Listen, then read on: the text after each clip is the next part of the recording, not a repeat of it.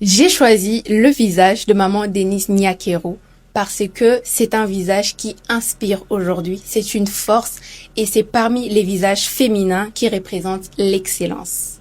Salut Strong Ducking Move, c'est Joëlla Motandi. Je suis une artiste plasticienne congolaise. Je suis pluridisciplinaire, je vais de l'architecture, je suis aussi dessinatrice depuis mon enfance. J'étais vraiment passionnée par tout ce qui était manuel, j'ai dessiné de partout et l'élément déclencheur était un moment où je voulais offrir un cadeau d'assez unique à une personne qui m'est très chère. Lorsque j'ai révélé cette œuvre d'art-là, j'ai vu à quel point ça suscitait quelque chose au regard de ceux qui étaient présents. Il y a eu de la demande et c'était vraiment l'élément déclencheur qui m'a poussé à voir l'art au-delà d'une passion. C'est devenu une mission pour une création artistique, d'après moi.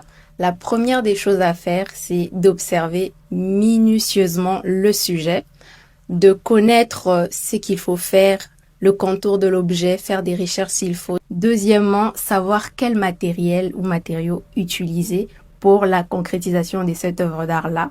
Troisièmement, passer à l'action. Et quatrièmement, j'aime bien qu'en dehors de l'œuvre d'art, qu'il puisse y avoir une première impression inoubliable et mémorable. En tant qu'artiste, les difficultés que je rencontre déjà, je dirais l'accès à la formation, une formation spécialisée, premièrement. Deuxièmement, je parlerai aussi de la rareté et de la diversité de matériel. Parce que il faudrait aller un peu de partout, par exemple dans 10 magasins différents, juste pour réunir quelques éléments et tout, pour faire mon travail. Mais moi, je suis pas du genre à m'attarder sur les difficultés, je trouve toujours des solutions, j'aime bien les contourner.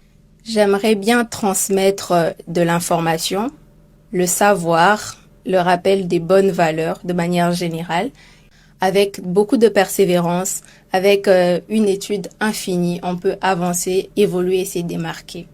En RDC.